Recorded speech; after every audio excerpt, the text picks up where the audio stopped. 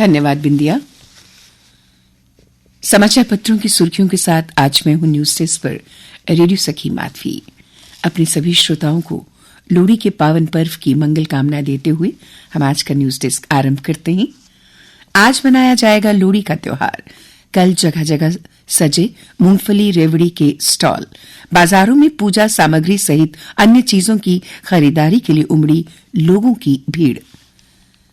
उद्योगों के विस्तार के लिए कश्मीर में करें निवेश, Shah. Vibrant Gujarat global summit में कहा, गुजरात से होकर जाता है विकसित भारत का प्रवेश द्वार। शाह ने कहा, प्रधानमंत्री मोदी के नेतृत्व ने देश को राजनीतिक स्थिरता, भ्रष्टाचार मुक्त सरकार, जन कल्याणकारी नीतियां, निवेश अनुकूल एजेंडा और शांतिपूर्ण माहौल दिया है, जिसने देश की अर्थव्यवस्था को गति देने का काम किया है। शाह बोले, मोदी जी ने हमारे सामने जो आत्मविश्वासी, आत्मनिर्भर भारत की कल्पना प्रस्तुत की है, हम उसे साकार करेंगे। आखिरी सांसें गिन रहा आतंकवाद। प्रदेश में निवेश से देश की अखंडता होगी मजबूत। एलजी प्राण प्रतिष्ठा में जाने से हिचकना नहीं चाहिए, मनाएंगे विशेष उत्सव। करण सिंह, साथ ही साथ पूर्व केंद्रीय मंत्री ने कहा, एक रघुवंशी होने के नाते और निर्माण के लिए 11 लाख रुपए का मामूली व्यक्तिगत दान देने के कारण इसमें शामिल होना बहुत खुशी की बात होगी। प्राण प्रतिष्ठा से पहले पीएम मोदी ने शुरू किया अनुष्ठान। 11 दिन रखेंगे उपवास। नासिक के पंचवटी से शुरुआत, कहा यम नियमों का करेंगे पालन। पीएम मोदी के शुक्रवार को नासिक के कालाराम मंदिर परिसर में पोछा लगाकर देश भर के मंदिरों में स्वच्छता के लिए अभियान चलाने का संदेश दिया। 22 जनवरी तक ये अभियान जारी रहेगा। राजौरी पुंछ में आतंकी मंसूबों से निपटने के लिए स्ट्रैट 24 की रूपरेखा तैयार। उत्तरी कमान सेना प्रमुख लेफ्टिनेंट जनरल उपेंद्र द्विवेदी की अध्यक्षता में राजौरी में सुरक्षा स्थिति पर किया मंथन।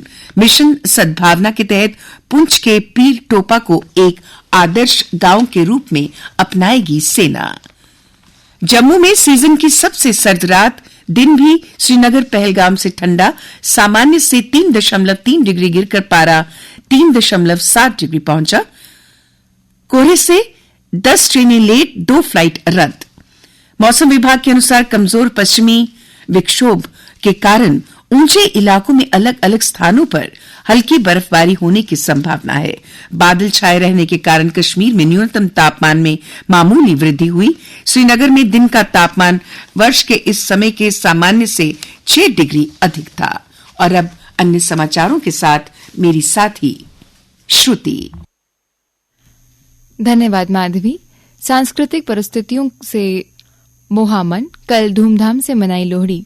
पर्यटन निदेशालय जम्मू की ओर से रघुनाथ बाजार में आयोजन, शांति समृद्धि के लिए की गई प्रार्थना, पर्यटक भी हुए शामिल। जम्मू कश्मीर में 5 साल बाद 45 दिनों का सूखा, न बारिश न बर्फबारी। विशेषज्ञों ने शुष्क मौसम के कारण पारिस्थितिकी तंत्र, कृषि और आजीविका पर संभावित प्रभाव की जताई चिंता। गर्मियों में गहरा सकती है पानी की किल्लत। सब्जियों और दालों की ऊंची कीमतों से खुदरा महंगाई 4 महीने के उच्च स्तर पर। शहरी इलाकों में महंगाई नवंबर के 5.26% से बढ़कर दिसंबर में 5.46% पर पहुंच गई। डीआरडीओ ने आकाश एनजी मिसाइल का सफल परीक्षण किया। ये मिसाइल उन हवाई लक्ष्यों को भेदेगी जो रडार से बचने के लिए कम ऊंचाई पर उड़ान भरते हैं। और अब कुछ खेल समाचार। एशियाई शूटिंग चैंपियनशिप में भारतीय शूटरों का स्वर्णिम प्रदर्शन जारी है। बागपत के अखिल शोराण ने 50 मीटर थ्रो पोजीशन में अपने ही साथी एशियाई खेलों के स्वर्ण पदक विजेता ऐश्वर्य प्रताप सिंह तोमर की पराजित कर स्वर्ण जीता।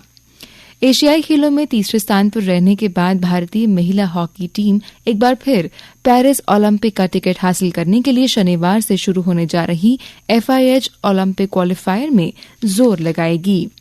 इंग्लैंड के खिलाफ 25 जनवरी से शुरू होने वाली सीरीज के पहले 2 टेस्ट मैचों के लिए घोषित भारतीय टीम में कानपुर के कुलदीप यादव की वापसी हो गई।